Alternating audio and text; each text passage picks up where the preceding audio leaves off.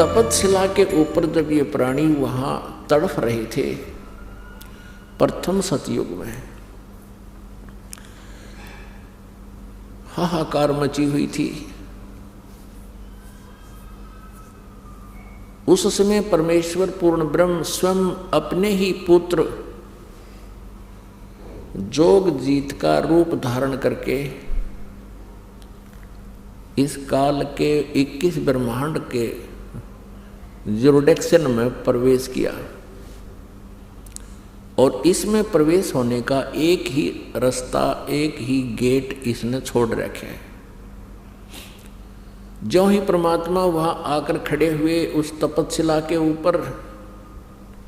जहां पर 1 लाख मानव शरीरधारी प्राणियों को भूना जा रहा था, तड़पाया जा रहा था, परमेश्वर की वहां उपस्थिति से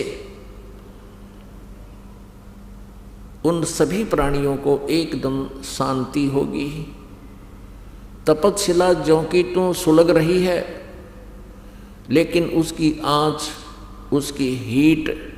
उन प्राणियों को प्रभावित नहीं कर रही है। जब वो प्रभावित नहीं हो रहे हैं, उनको कोई पीड़ा नहीं है, तो एकदम वो सब बैठ गए और सामने क्या देखते हैं? एक चांद सा चेहरा, वो परमेश्वर खड़े हैं।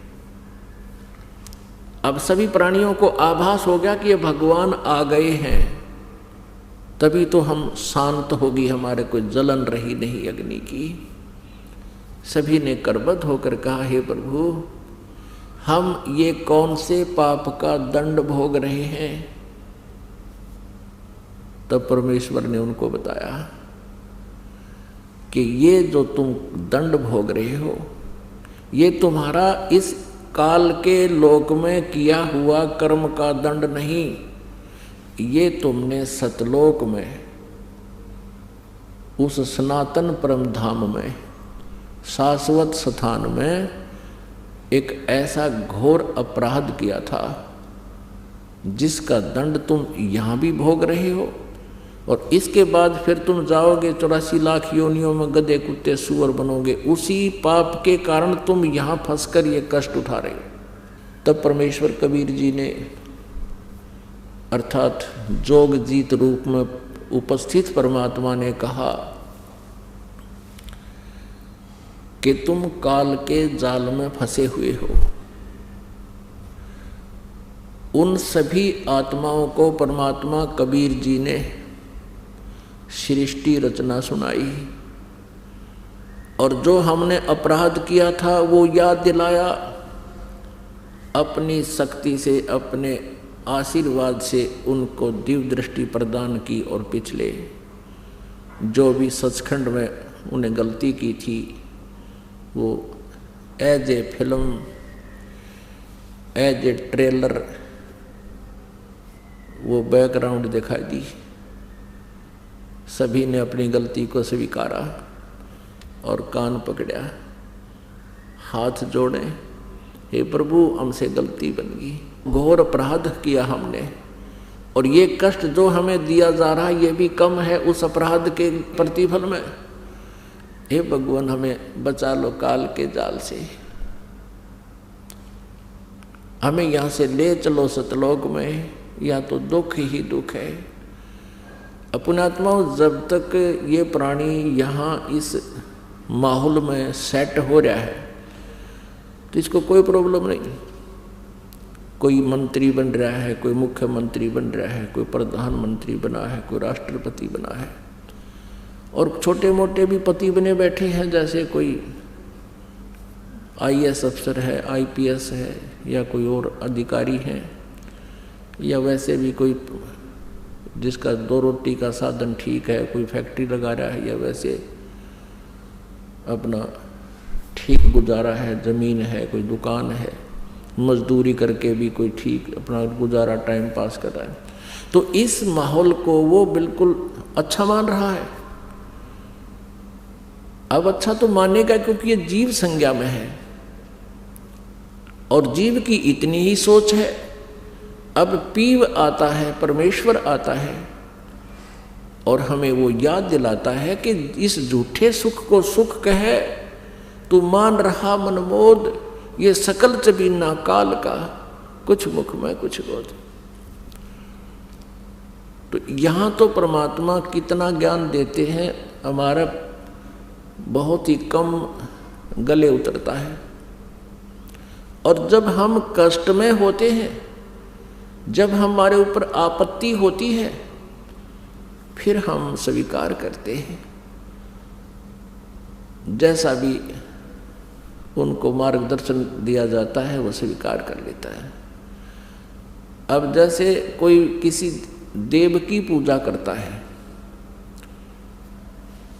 जैसे अपने हिंदू धर्म के अंदर बहुत से अब देवों की पूजा करते हैं या अपने इष्ट धामों की पूजा करते हैं,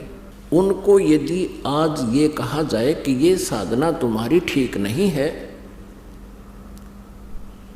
ये आपको हानि करेगी, मोक्षदायक नहीं है, शास्त्र अनुकूल नहीं है, तो वो मानता नहीं। वो क्या सोचता है, उसने कैसा अपना पैमाना बना रखा है आध्यात्मिक लाभ को तोलने मापने का। अब जैसे पिछले संस्कार पुण्य के आधार से आज किसी प्राणी की अच्छी पोस्ट है, अच्छी संतान है, और संतान की भी अच्छी नौकरी सेट होगी है, और उनका भी अच्छा गुजारा है, तो वो ये मान बैठा है कि जो पूजाएं हम कर रहे हैं, क्योंकि आपको बताया कि 50% अभी भी आस्तिक व्यक्ति हैं, और वही 50% आस्तिक व्यक्ति कहीं ना कहीं परमात्मा के लिए कोई ना कोई अवश्य साधन करता है, क्योंकि आत्मा परमात्मा के बिना रह नहीं सकती है। जो नास्तिक हो गए हैं उनको कोई याद दिलाने वाला ही नहीं है, और वो थक चुके हैं कि भगवान है नहीं, क्योंकि साधना शास्त्र विरुद्ध करके आध्यात्मिक लाभ से वंचित रहे, जिस कारण से वो नास्तिक हो गए। आस्तिक व्यक्तियों के लिए कहा जा रहा है कि वो ये सोच रहे हैं कि हम जो भी पूजाएं करते हैं, जैसे किसी ने हनुमान का व्रत रख लिया, मंगलवार का 100 रुपये का प्रसाद बांट दिया, 6 महीने में इष्ट धाम पर मत्था टेक आए, जन्माष्टमी का त्यौहार मना लिया, होली और दिवाली में नाच कूद लिए, और एक गायत्री मंत्र का जाप कर लिया, या कोई और छोटे मोटे स्तोत्र 2-4 बार कर लिए। वो ये सोच रहा है कि ये सुख मुझे इनसे प्राप्त हो रहा है, और फिर उन पर आपत्ति जब आ जाती है और उनकी दुर्गति प्रारंभ होती है, वो जो साधना कर रहा था उससे तो कोई लाभ हुआ नहीं, फिर वो कहाँ जाते हैं, किसी संत या किसी स्थान पर जाते हैं जिसके विषय में ये सुना हुआ होता है कि वहाँ जाते सुखी होता है। अब वहाँ भी मत्था टेकने जाते हैं, कितने जाटी के डंडी के धागा बांधने जाते हैं। अब वहाँ भी जब वो धक्के खा लेते हैं, कोई आराम नहीं होता और दुर्गति चरम सीमा पर होती है, उस समय कोई संत उनको मिलता है और वो फिर कहता है कि तुम ये साधना त्यागनी पड़ेगी, और जैसे हम बताएंगे ऐसे करना होगा, तो वो तुरंत मान जाते हैं, जैसा आप कहोगे वैसा ही कर लेंगे। क्योंकि जिन पूजाओं को वो फाइनल मान रहे थे, सही मान रहे थे, जब तक पूर्व जन्म का शुभ संस्कार साथ रहा तो मौज माच रही थी,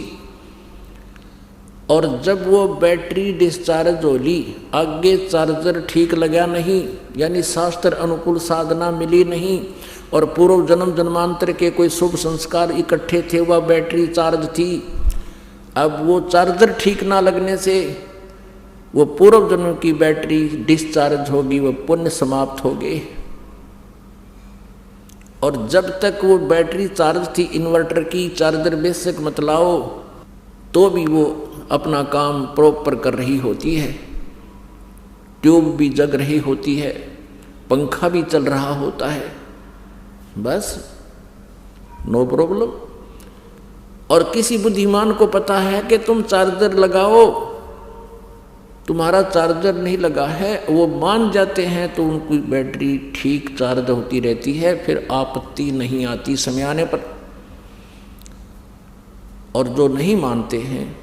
वो कहते हैं नहीं ठीक है, हमारी बैटरी ठीक चल रही है, तो वो अनजान है। और जब वो पूर्व जन्म के संस्कार समाप्त हो जाएंगे, उसके तुरंत बाद एकदम जैसे इन्वर्टर की बैटरी जब डिस्चार्ज होगी तो सारी सुविधाएं बंद हो जाएंगी, ना ट्यूब चले, ना पंखा चले, ना और कोई कार्य हो। तो